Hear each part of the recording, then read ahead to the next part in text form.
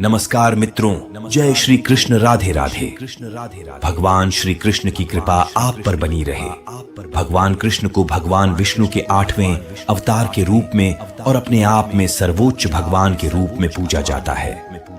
वह करुणा, कोमलता, प्रेम के देवता हैं और भारतीय देवताओं में सबसे लोकप्रिय और व्यापक रूप से पूजनीय हैं। उन्होंने हमें जीवन, प्रेम, खुशी, धर्म, मोक्ष, भक्ति योग, ध्यान, धर्म, सत्य के बारे में सब कुछ सिखाया। तो आइए जानते हैं श्री कृष्ण के श्रीमुख से निकले कुछ अनमोल वचनों को। वह सब कुछ करो जो तुम्हें करना है, लेकिन लालच से नहीं, अहंकार से नहीं, वासना से नहीं, ईर्ष्या से नहीं, बल्कि प्रेम, करुणा, नम्रता और भक्ति के साथ। भगवान श्री कृष्ण इस अनमोल वचन के माध्यम से कार्य करने की नियत का उल्लेख करते हैं। जब किसी भी कार्य करने में अगर लालच होगा, बेईमानी होगी, जलन होगी, तो वो काम न तो सही होगा और न ही उसके परिणाम फलदायी होंगे। इसके अतिरिक्त जिस कार्य को हम पूरे मन से प्रेम पूर्वक करेंगे, तो वो न सिर्फ हमारे लिए बल्कि समाज के लिए भी हितप्रद होगा। नरक के 3 द्वार हैं, काम, क्रोध और लोभ। जो व्यक्ति कामी प्रवृत्ति का होता हो, जिसके मन में लोभ होता है और जो अत्यधिक क्रोधी स्वभाव का होता है, उसके लिए नरक के द्वार सदैव खुले होते हैं। अर्थात ऐसे व्यक्ति को तो सिर्फ नरक में ही जगह मिलती है। मैं ही सृष्टि का आदि, मध्य और अंत हूँ। भगवान श्री कृष्ण ही इस सृष्टि के पालनहार है। वही इस संसार की शुरुआत थे, वही मध्य और वही अंत होंगे। जो आप जो चाहते हैं उसके लिए नहीं लड़ते हैं, तो जो खोया उसके लिए मत रो। मनुष्य सब कुछ चाहता है, पर सब कुछ उसे नहीं मिल सकता।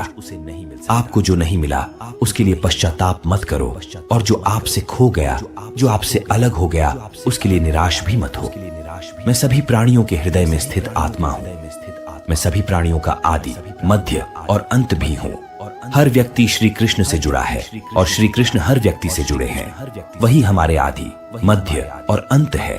ठंड या गर्मी, सुख या दर्द का अनुभव करे, ये अनुभव क्षण भर है। वे आते हैं और जाते हैं, उन्हें धैर्य पूर्वक सहन करें। समय एक सा नहीं रहता। आज दुख है तो कल सुख भी आएंगे, और सुख के बाद दुख भी आना स्वाभाविक है। आपको पूरे धैर्य और श्री कृष्ण पर विश्वास के साथ अपना जीवन निर्वाह करना चाहिए। सत्य कभी नष्ट नहीं हो सकता। अच्छा करने से नहीं डरना चाहिए।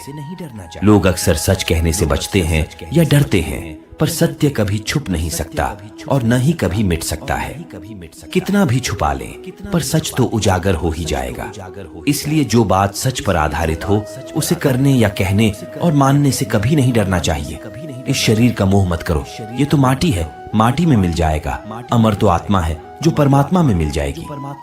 लोग अपने शरीर को सुंदर बनाने में लगे रहते हैं, पर आत्मा की सुंदरता शरीर की सुंदरता से कहीं ज्यादा महत्वपूर्ण है।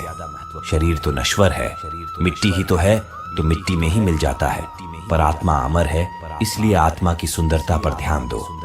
आत्मा की सुंदरता अपने को श्री कृष्ण में लीन करने में मिलती है। जो हुआ अच्छा हुआ, जो होता है अच्छे के लिए होता है। कभी कभी विपरीत परिस्थितियां हमारी वर्तमान स्थिति को अच्छा करने के लिए आती है। मन चंचल है, इसे और संयमित करना कठिन है, लेकिन यह अभ्यास से वश में हो जाता है। मन चंचल होता है, यह इधर उधर भागता है और किसी भी कार्य की एकाग्रता का दुश्मन है। लेकिन यदि यह व्यक्ति के वश में हो जाए, तो इससे अच्छा कोई मित्र नहीं है।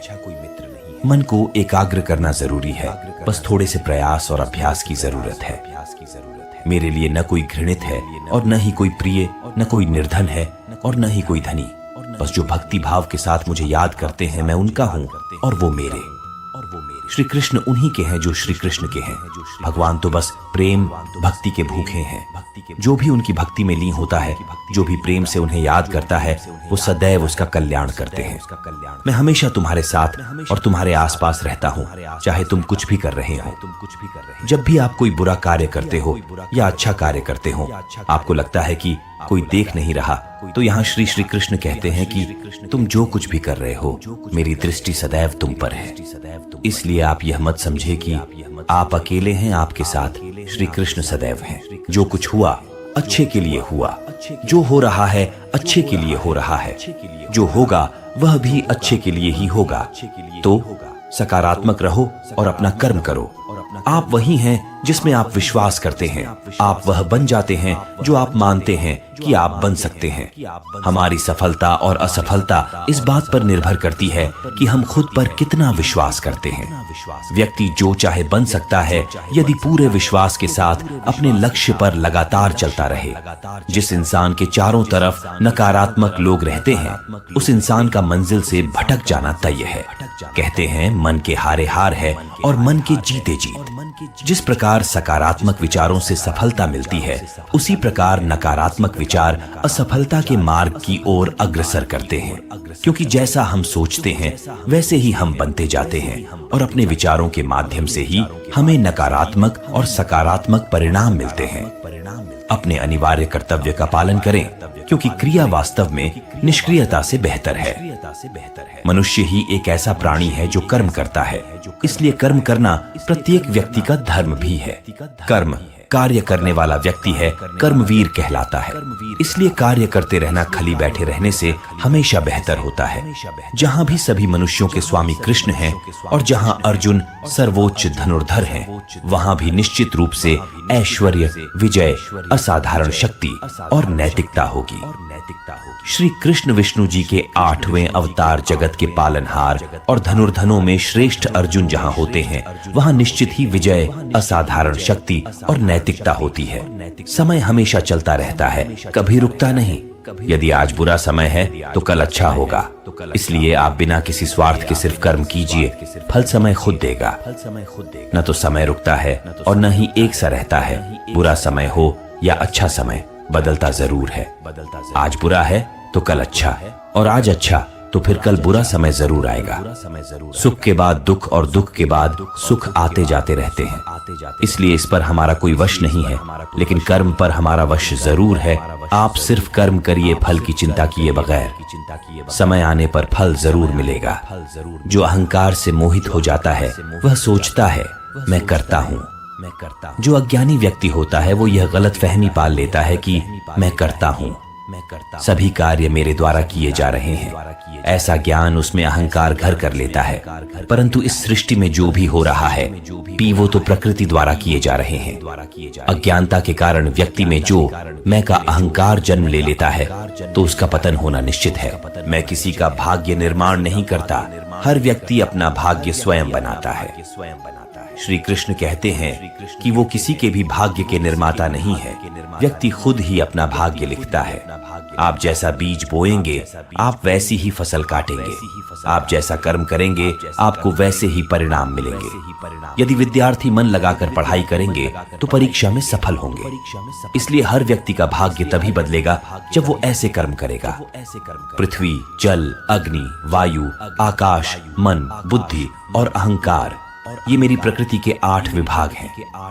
जो कुछ भी है वो वर्तमान में है, जो बीत गया है वो नहीं आएगा, और जो आने वाला है उसकी चिंता नहीं, बल्कि खुले हाथों से इसका स्वागत करें। भ्रम और संदेह से परे जब आप भगवान से प्रेम करते हैं तो आप हर चीज से प्रेम करते हैं।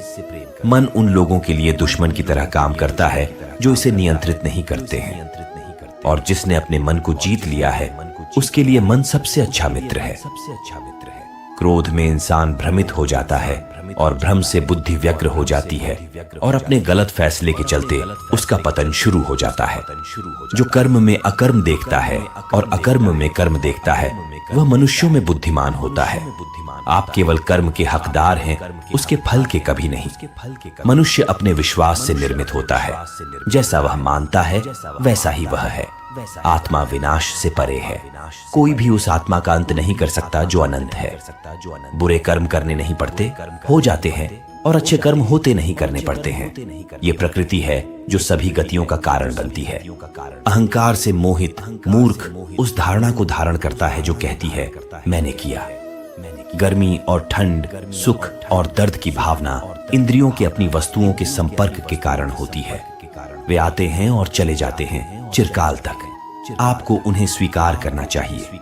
पूर्ण लगन के साथ अपना कार्य करो, लेकिन उसके फल की इच्छा मत करो, क्योंकि जब आप फल की इच्छा करते हैं तब कहीं न कहीं आप अपने कार्य में पूर्ण रूप से समर्पित नहीं हो पाते।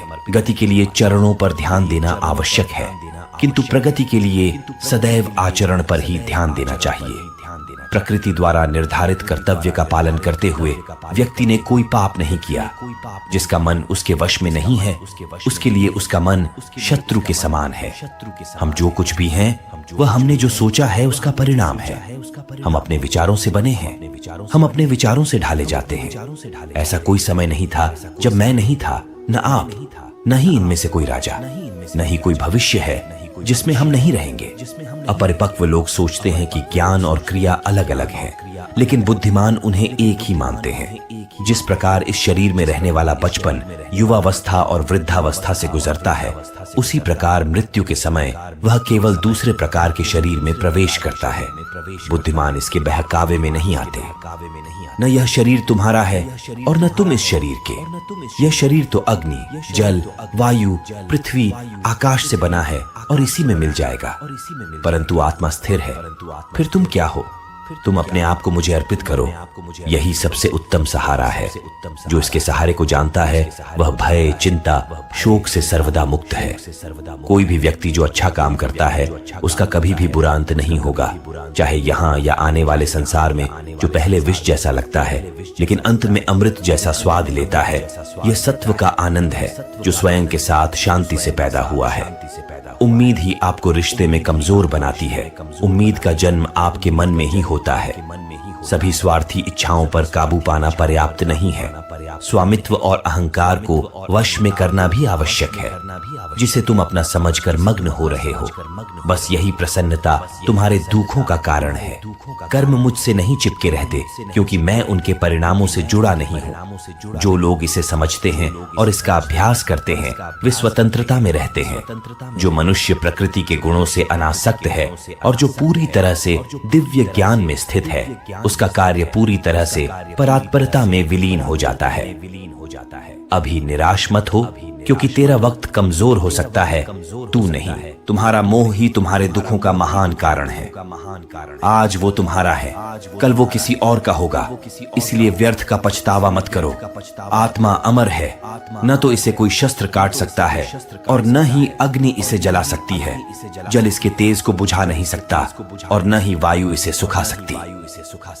किसी और के जीवन की नकल को पूर्णता के साथ जीने की तुलना में अपने भाग्य को अपूर्ण रूप से जीना बेहतर है। आप बुराई से कुछ समय के लिए बच सकते हो, लेकिन बुराई तो तुम्हें हजारों की भीड़ में भी तुम्हें ढूंढ लेगी, जैसे गायों की झुंड में बछिया अपने मां को ढूंढ लेती है। सभी जीवों का निर्माता मैं हूं। किसी जीव को कष्ट देकर तुम मुझे खुश कैसे देख सकते हो? जो व्यक्ति आपकी कद्र नहीं करता, उसके साथ रहने से अच्छा है आप अकेले रहे। क्रोध की अवस्था में भ्रम जन्म लेता है। भ्रम बुद्धि को नष्ट कर देती है और बुद्धि के नष्ट होते ही व्यक्ति का पतन हो जाता है। मैं सभी प्राणियों को समान रूप से देखता हूँ। मेरे लिए कोई बड़ा छोटा, अमीर गरीब नहीं है। न कोई मुझे कम प्रिय है न अधिक, लेकिन जो मेरी प्रेम पूर्वक आराधना करते हैं मैं सदैव उनका हूँ। मेरा तेरा छोटा बड़ा अपना पराया मन से मिटा दो, फिर सब तुम्हारा है और तुम सबके हो। आपको अपना निर्धारित कर्तव्य करने का अधिकार है, लेकिन आप कर्म के फल के हकदार नहीं हैं। अपने कार्यों के परिणामों का कारण स्वयं को कभी न समझें और कभी भी अपने कर्तव्य को न करने के प्रति आसक्त न हो। आप अकेले आए हैं और अकेले ही जाना है, इसलिए खुद पर भरोसा करो। चाहे बुरा ही क्यों न लग जाए, पर ऐसा सत्य जरूर बोलिए, लेकिन ऐसा झूठ मत बोलिए जो सत्य लगे। प्रेम का अनुभव एक ऐसा अनुभव है जो व्यक्ति को कभी परास्त नहीं होने देता। यदि मन बेचैन है और इसे नियंत्रित करना कठिन है, लेकिन अभ्यास के द्वारा इसे वश में किया जा सकता है। तुम्हारे मन की गतिविधियों, होश, श्वास और भावनाओं के माध्यम से मेरी शक्ति सदा तुम्हारे साथ है और लगातार तुम्हें बस एक साधन की तरह प्रयोग करके सभी कार्य कर रही है। हर किसी का जन्म किसी न किसी कारण से होता है, इसे पहचानो और बस कर्म करते रहो। कोई भी मनुष्य पूर्ण नहीं है, किसी न किसी में कोई न कोई कमी होती है और हर किसी में कोई न कोई अच्छाई होती है। इसलिए अपनी तुलना किसी से मत करो, बल्कि पूर्ण निष्ठा के साथ अपना कर्म करो। कर्मवीर मनुष्य ही अपनी पहचान बनाते हैं। जो कर्म नहीं करते वो विलुप्त हो जाते हैं। आत्मज्ञान की अग्नि कर्म के सभी बंधनों को भस्म कर देती है।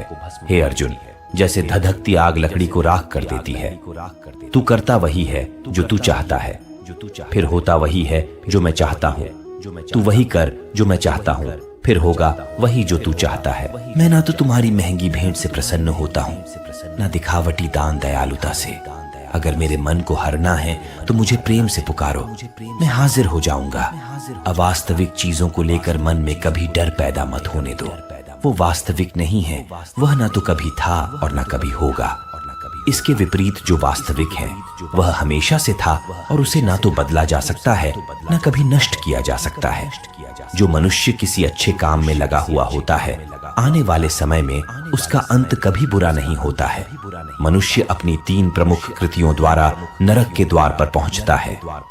वे तीनों कृतियां काम, क्रोध और लोभ हैं। मनुष्य का समस्त निर्माण उसके विश्वास के फलस्वरूप होता है। जैसा वह सोचता है उसी के अनुरूप वह बनता है।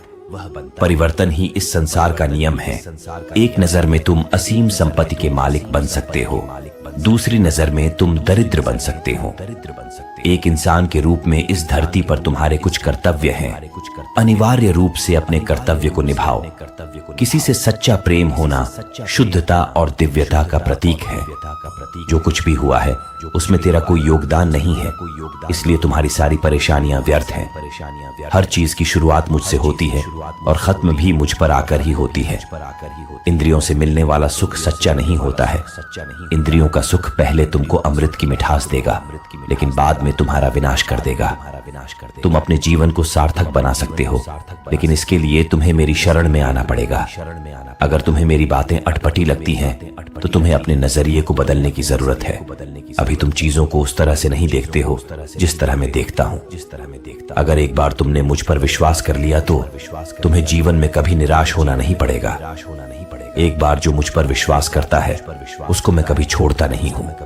जो मेरे भक्तों के साथ धोखा करता है उसके लिए मैं सबसे बड़ा शत्रु हूँ। अगर किसी ने मेरे भक्त को एक बार भी धोखा दिया तो जन्मों जन्मों तक मैं उसका उद्धार नहीं करता हूँ। इस देवत्व का सर्वोच्च मैं हूँ। सब कुछ मुझ पर निर्भर है। अगर तुमने मेरे बारे में जान लिया तो तुम्हारा कल्याण निश्चित है। मैं हर दिल को एक मंदिर की तरह देखता हूँ। जो दिल जितना सुंदर होता है वहां मैं उतना ही अधिक ठहरता हूँ।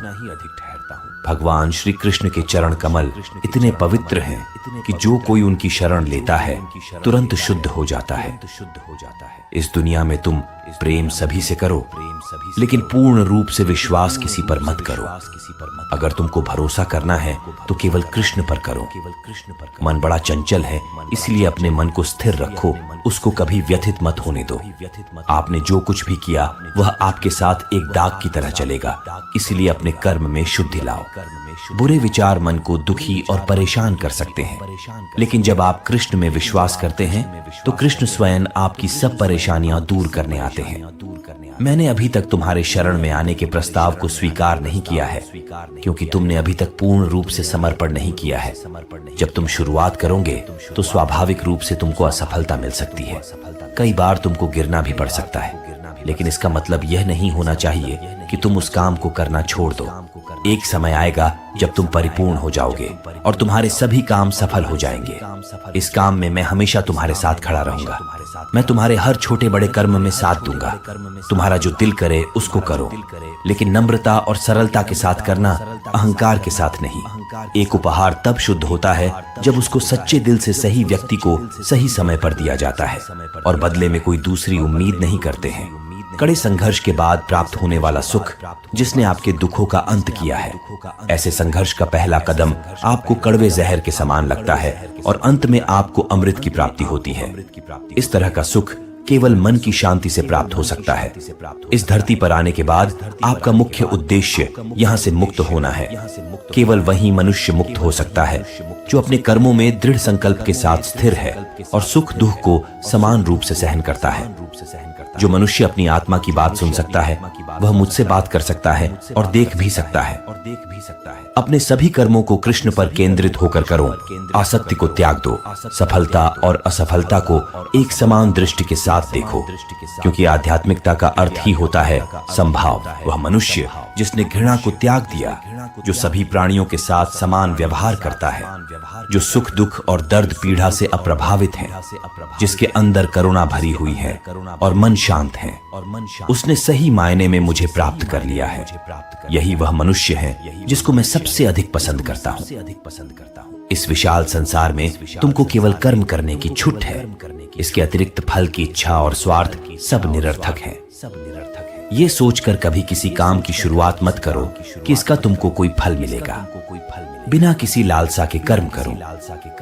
जो आदमी मुझे हर चीज में देखता है और मेरे होने के एहसास को अनुभव करता है, वह मेरा सच्चा भक्त है। ऐसे भक्तों से मुझे प्रेम है। इंद्रियों का काम ही है भटकना।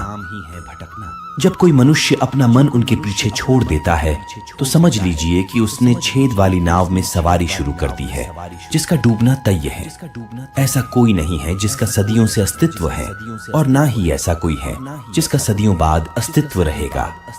यहाँ कुछ स्थायी नहीं है। वह सभी चमकदार वस्तुओं में प्रकाश के स्रोत के रूप में स्थित है। वह सभी प्रकार के अंधकार से परे और अव्यक्त है। वह ज्ञान का विषय है और वही ज्ञान का लक्ष्य है। वह सबके हृदय में विराजमान है। श्रीमद् भगवत गीता। तुम उसी को देख पाते हो जो तुम हो, और तुम वही जो तुम देखते हो। मैं सभी के घरों में निवास करता हूँ। मेरी ऊर्जा सभी जगह समान रूप से वितरित है। जो मुझे पहचान लेता है उसको मैं भक्ति रस प्रदान करता रहता हूँ। मैं सर्वनाश कर सकता हूँ। मेरे रुकने की वजह मेरे भक्त हैं। जिस दिन मेरे सभी भक्त मर जाएंगे, मैं सर्वनाश कर दूंगा। जो व्यक्ति अहंकार से मोहित होकर अपने कर्मों को अंजाम देता है, मैं उसके खिलाफ खड़ा होता हूँ। तुम हमेशा के लिए यहाँ रहने वाले नहीं हो। तुम्हारा जीवन बहुत सीमित है। जो मनुष्य यहाँ आता है वह अपनी क्षमता को तलाशने के लिए आगे बढ़ता है। ये गलत नहीं है अगर तुम निस्वार्थ भाव से अपनी गति करते हो। स्वभाव के द्वारा निर्धारित कर्तव्य का पालन करने से कोई पाप नहीं होता है। हम वास्तव में कभी दुनिया का सामना करते ही नहीं हैं। यहाँ रहकर हम जो भी अनुभव करते हैं वे हमारी इंद्रियां हैं। तुम केवल अपने कर्म पर नियंत्रण कर सकते हो। तुम्हारे कर्म के परिणाम का तुम दावा नहीं कर सकते। हारने का डर, असफलता का भय, कर्मों के साथ भावना जोड़ना सफलता की सबसे बड़ी बाधा है।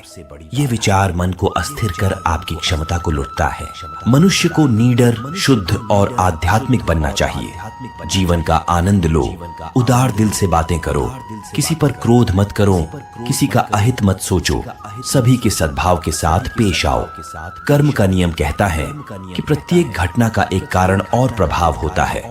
समान रूप से किए गए कार्य के परिणाम अलग अलग हो सकते हैं। यह केवल इस बात पर निर्भर करता है कि वह कर्म करता किस प्रकार है। जब मन लगता दौड़ता रहता है और इंद्रियां भटकती रहती हैं, तो ज्ञान हवा की तरह दूर भाग जाता है और एक जहाज की तरह उड़ जाता है। तुम्हारी अधूरी इच्छाएं तुम्हारी खुशी को मार देती हैं। इसलिए इच्छाओं की कमी एक खुशी की कुंजी है। सबसे बड़ा हत्यारा समय है। समय सब कुछ मार देता है।